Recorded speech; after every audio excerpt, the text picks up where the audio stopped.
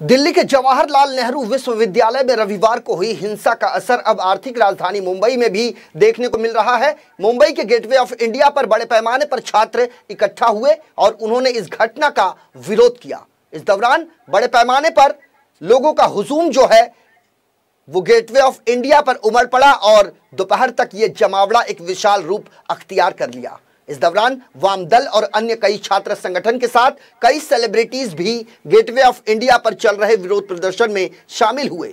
इस विरोध प्रदर्शन में सिने अभिनेता रितेश देशमुख, स्वरा भास्कर और अनुराग कश्यप के साथ कई लोग पहुंचे। मुंबई में छात्रों का यह विरोध रविवार रात से कैंडल मार्च से शुरू हुआ, जिसमें जेएनयू के पूर्व छात्र उमर खालिद और कुणाल कमरा भी शामिल हुए। प्रदर्शनकारियों ने गेटवे ऑफ इंडिया पर नारे लगाए और विरोध के गीत गाए। छात्रों के हुजूम ने यहां राष्ट्रीय ध्वज भी लहराया। गेटवे ऑफ इंडिया पर चल रहे विरोध प्रदर्शन की नारेबाजी में केंद्र सरकार के अलावा अखिल भारतीय विद्यार्थी परिषद और राष्ट्रीय स्वयंसेवक संघ को भी निशाना बनाया गया।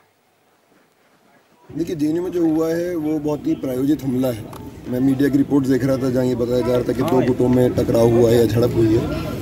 ये बिल्कुल सच नहीं है। ये कोई दो गुटों में लड़ाई नहीं है। सरकार द्वारा, प्रशासन द्वारा उन्होंने अपने गुंडे भेज के अखिल भारतीय विद्यार्थी परिषद के एक प्रायोजित हमला किया है जेएनयू के छात्रों के ऊपर। जेएनयू के छात्र संघ के अध्यक्ष आईसी घोष को बुरी तरीके से मारा गया है। जेएनयू के कई फैकल्टी मेंबर्स को मारा गया है।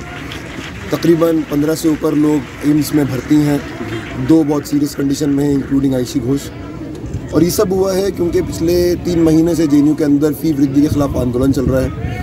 उस फी वृद्धि के खिलाफ जो आंदोलन चल रहा है उसको तोड़ने के लिए और जेएनयू में डर का माहौल, आतंक का माहौल बनाने के लिए सारी हदों को पार कर दिया है। दिल्ली पुलिस वहाँ क्या कर रही थी जब इतना सब कुछ हो रहा था, ये सवाल दिल्ली पुलिस से मैं करना चाहता हूँ। दिल्ली पुलिस का जो पुलिस स्टेशन है कुछ मीटर दूर है जेएनयू से, लेकिन इतनी देर तक हमला चलता रहा। दिल्ली पुलिस का कोई पुलिस वाला अंदर नहीं आया इस हमले को रोकने के लिए, वहाँ के छात्रों को बचाने के लिए। उल्टा दिल्ली पुलिस के लोग जेएनयू का जो मेन गेट है उसके बाहर गेट को लॉक करके बाहर खड़े हुए थे, कोई अंदर ना आ पाए।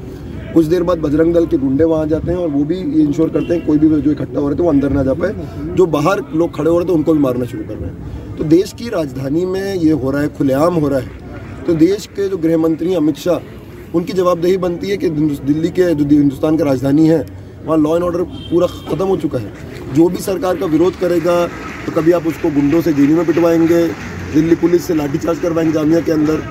तो आप आवाज़ों से जो आपका विरोध करते हैं उनके पास आपका जवाब नहीं होता, तो आप ये लाठी का बल का इस्तेमाल करेंगे, गुंडों का इस्तेमाल करेंगे। तो गुंडा राज चल रहा है देश के अंदर और उसके खिलाफ सिर्फ दिल्ली और सिर्फ जेएनयू के लोग नहीं, देश भर के लोग विरोध में हैं। अभी बम्बई में देखिए इतने सारे लोग विरोध में हैं और वो जितना हमारी आवाज़ को दबाने की कोशिश करेंगे हम आवाज़ उठाएंगे।